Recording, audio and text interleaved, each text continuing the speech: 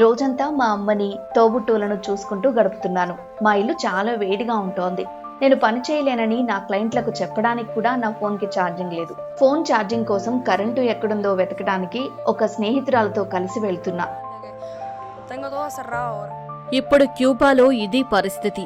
ఆ దేశంలో రోజులో 10 నుంచి 20 గంటలకు పైగా కరెంటు కోతలు ఉంటున్నాయి. దీనికి ప్రధానంగా 2 కారణాలు. ఒకటి పాతబడిపోయిన విద్యుత్ గ్రిడ్ వ్యవస్థ, రెండోది చమురు కొరత. అమెరికా ఆంక్షల వల్ల ఎక్విప్మెంట్ రావడం లేదు. దీంతో గ్రిడ్ బలహీనపడింది. ఒక్కసారిగా మొత్తం విద్యుత్ సరఫరా నిలిచిపోయింది. ఇంధన కొరత, ఆర్థిక సమస్యలు కూడా ఈ పరిస్థితిని మరింత తీవ్రమయ్యేలా చేశాయి. 3 నెలలుగా చమురు దిగుమతులు లేవు. విద్యుత్ గ్రిడ్ వ్యవస్థకు చమురు కావాలి కాబట్టి విద్యుత్ సరఫరాపై ఎఫెక్ట్ పడింది. అమెరికా విధించిన ఆంక్షల వల్ల క్యూబాకు చమురు సరఫరా చేసే దేశాలపై ఒత్తిడి పెరిగిపోయింది. దీంతో ఇంధన దిగుమతులు ఆగిపోయాయి. మరోవైపు వెనజువెలాలో తీవ్ర ఆర్థిక సంక్షోభంతో క్యూబాకు చమురు సరఫరా చాలా తగ్గిపోయింది. క్యూబాలోని ఏ ఇంట్లో కూడా ఫ్రిడ్జ్, కోల్డ్ స్టోరేజ్లు కూడా పనిచేయడం లేదు. దీంతో ఆహారం పాడైపోతుంది. దుకాణాల్లో సరుకులు కూడా దొరకడం లేదు. రవాణా వ్యవస్థ దెబ్బతినడం వల్ల బస్సులు, రైళ్లు ఎక్కడికక్కడ నిలిచిపోయాయి. ఆసుపత్రుల్లో కూడా అత్యవసర సేవలు అతి కష్టం మీద కొనసాగుతున్నాయి. మందుల కొరత కూడా వేధిస్తోంది. మొబైల్ ఛార్జింగ్ లేక సమాచారాన్ని ఇచ్చిపుచ్చుకోవడం కూడా ఇబ్బందిగా మారింది. నీటి సరఫరా చాలా చోట్ల ఆగిపోయింది. వెనజువెలా సంక్షోభం వల్ల క్యూబా పూర్తిగా దివాలా తీసే పరిస్థితికి వచ్చింది. ఎందుకంటే అన్ని రంగాల్లో ఈ 2 దేశాల మధ్య వాణిజ్యం ఎక్కువగా జరుగుతోంది.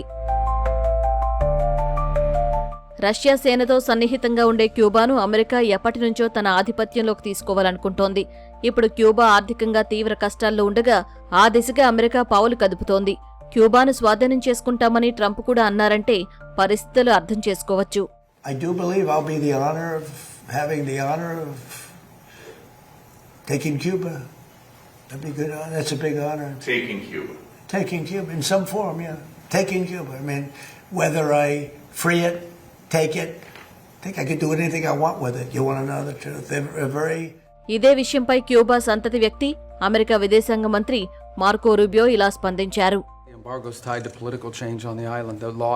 The embargo's codified.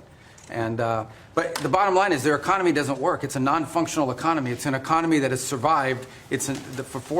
That revolution, it's not even a revolution, that thing they have has survived on subsidies from the Soviet Union and now from Venezuela. They don't get subsidies anymore, so they're in a lot of trouble. And the people in charge, they don't know how to fix it.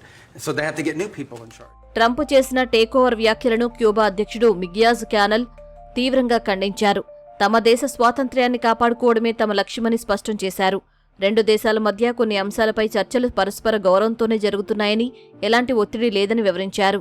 America, Cuba మధ్య చర్చలు జరుగుతున్నప్పటికీ ఆ చర్చలు ఎంతవరకు సఫలమవుతాయో చెప్పలేని పరిస్థితి. Donald Trump ప్రభుత్వం క్యూబాలో ఎన్నో రాజకీయ మార్పులను చెయ్యాలని కోరుతోంది. కానీ క్యూబా ప్రభుత్వం మాత్రం ఆ మార్పులకు అంగీకరించే అవకాశం తక్కువగా ఉంది. వెంటనే క్యూబాలో పెద్ద మార్పులు జరగకపోవచ్చు. అయితే అమెరికా ఆర్థిక ఒత్తిడి పెరిగితే భవిష్యత్తులో మాత్రం కొన్ని సంస్కరణలు జరిగే అవకాశం ఉందని విశ్లేషకులు భావిస్తున్నారు. పూర్తిగా అమెరికాకు నచ్చినట్టు క్యూబా పాలన మారే అవకాశాలు ప్రస్తుతానికి కష్టమనే చెప్పాలి.